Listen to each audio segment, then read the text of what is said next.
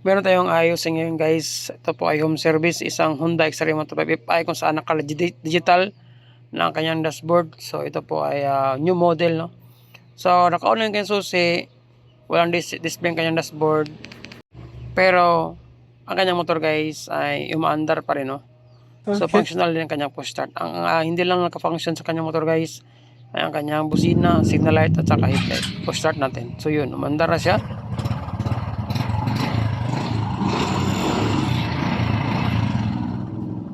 Pero walang display ang kanyang dashboard guys, no.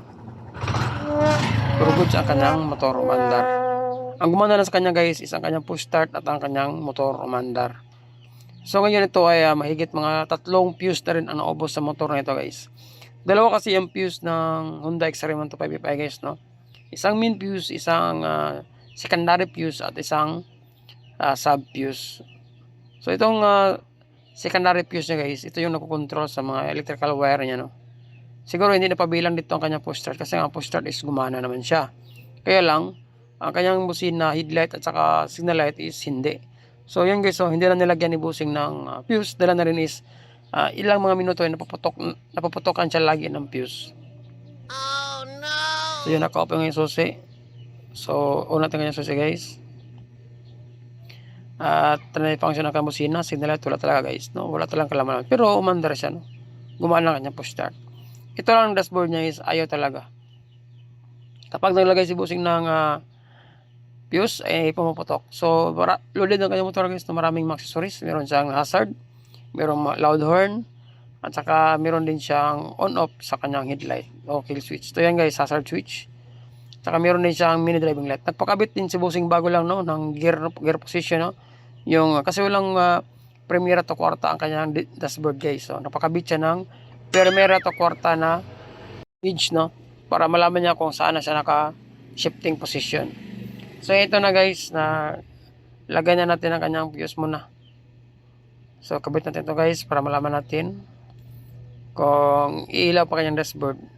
So nag-extra si bossing ng mga 4 na fuse din, no. So isa lang muna ikabit natin. Yun. So check natin ang kanyang dashboard guys kung meron na ba siyang display. Yun, no.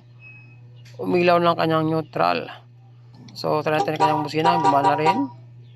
Signal light, left, right, gumana. So goods ang kanyang dashboard guys. Kaya lang kapag bumabiyahe si bossing ay kusang pumaputok ang kanyang fuse at nawala ang display sa kanyang dashboard. Mga ilang araw na rin itong dinadala sa problema sa motor ng bossing guys, no. Almost mga 2 days to 3 days na ito nawala ang display sa kanyang dashboard.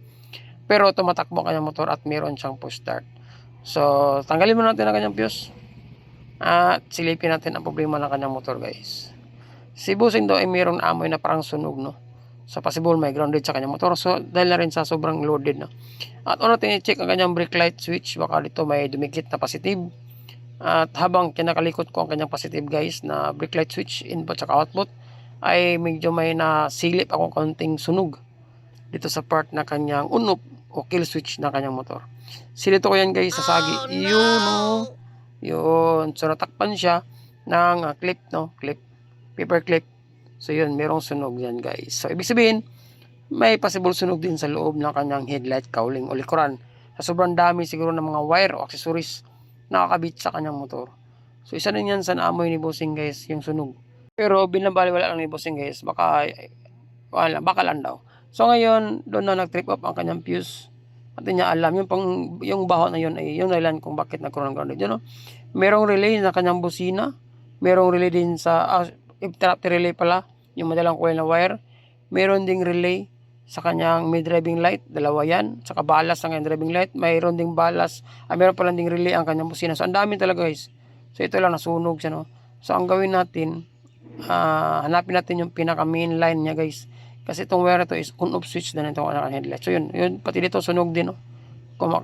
Kumakalat ang sunog sa wire nito guys. So itong wire ito connected to sa ibabaw na bahagi ng kanyang kill switch na kanyang headlight, sa kanyang on-off na headlight. So hanapin lang muna natin yung pinaka main talaga na kinokonnekan niya at doon natin siya putulin. So ang gagawin nito guys, since nasira ng kanyang harness ng kanyang on-off switch, syempre magpalit tayo ng bagong switch. So ito yung hanapin mo natin yung pinaka main line niya guys. Kapag nakita natin yung pinaka main line, saka natin puputulin yan. So yun, nakikita ko na siya. So yung kuha tayo ng cutter, siyempre. Tapos putulin lang natin siya. So yun, naputol natin siya. Ito talaga mangyari guys na baka sa sobrang init na o malakas na supply ng headlight natin. At syempre yung wire lang na ginamit natin sa ating kill switch ng headlight ay maliit lang ang size. So possible kapag uminit ang bulb, doon siya natatama sa wire. So kaya nasusunog siya at namoy sunog ang ating wire guys. Mas maigi no kapag nakakabit tayo ng mga on-off switch. Mas maigi kung meron tayong available ng mga heavy duty na klase ng switch, kay mas maganda yun para hindi talaga basta-basta nasusunog at gumagapang ang init sa wire ng ating headlight. So yan guys, nabunot ko na siya. So ito na yun guys. So, mas may kataasan din ang sunog nangyari sa kanyang switch ng on-off. Kasi itong on-off switch na ito guys ay intended lamang siguro sa may mini driving light. Pero pwede rin sa on-off ng headlight kapag hindi masyadong umit. Siguro si Bossing ay shout out sa Bossing. Salamat sa tiwala pa. Itong motor ni Bossing guys ay laging nagbabiyahe ng malayo. No? Siguro kapag matagal-tagal na rin ang operating period na kanyang headlight ay nasusunog siya. So ngayon ito muna lang sa matagal lang natin na on-off switch. Kasi ito lang naman ang nabili natin sa malapit na shop. Wala silang ibang heavy duty guys. Ang importante is mapalitan natin siya. Tanggalin muna natin yung naunang switch niya kasi papatanggalan siya ni Bossing guys. Kasi medyo matatamaan din yan no, kapag may delivery si Bossing o may binili siya mga sako-sako na binili niya is matatamaan ang switch na yan. So pinatanggal na rin siya ng Bossing. At yung on-off switch natin guys ay ilalagay natin sa kanyang manubela kung saan malapit ang access sa pag-on-off ng headlight. Ito sa may brick na malapit yan guys. Diyan ilagay yung switch para in case gusto ni Bossing na yung headlight ay madali niya ma-access. So mag-extend din ng wire ng konti guys para kasi maliit lang yung wire ng kanyang switch. So nakabit na natin guys, yun pinagapang natin at ipinasok natin sa kanyang clip. So yan po siya, try natin on. So goods na siya. At ilagay na rin natin ang kanyang fuse. So guys, insert natin para sa pinali no, para makita natin ang resulta ng ating trabaho guys.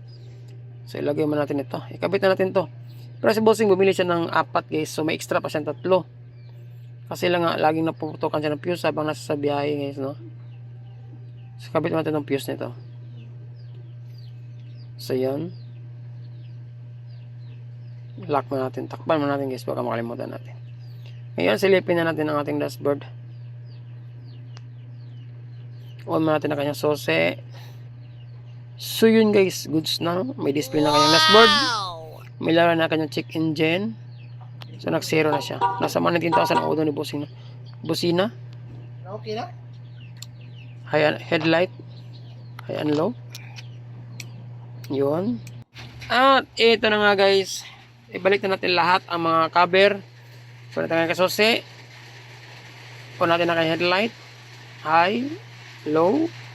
So goods na rin siya. Functional na rin siya guys. Amazing! Kung yung motor ay nasobra ng dami ng accessories at ganito mangyari guys, isasahin nyo lang ang pag-check ng mga wire. Maaaring nasunog dyan kaya nagkaroon sa contact at nagkaroon ng problema o grandage sa inyong motor. Sana may tulong kayo sa ginawa ko video ito guys no, sa araw na ito. Siyempre kung may katanungan kayo, kahit hindi related sa video ito guys, huwag kayong mayayang mag-iwan ng comment sa baba. Maraming salamat sa laging panonood at subaybay sa mga videos ko na i-upload. Ride set. God bless. Ayos.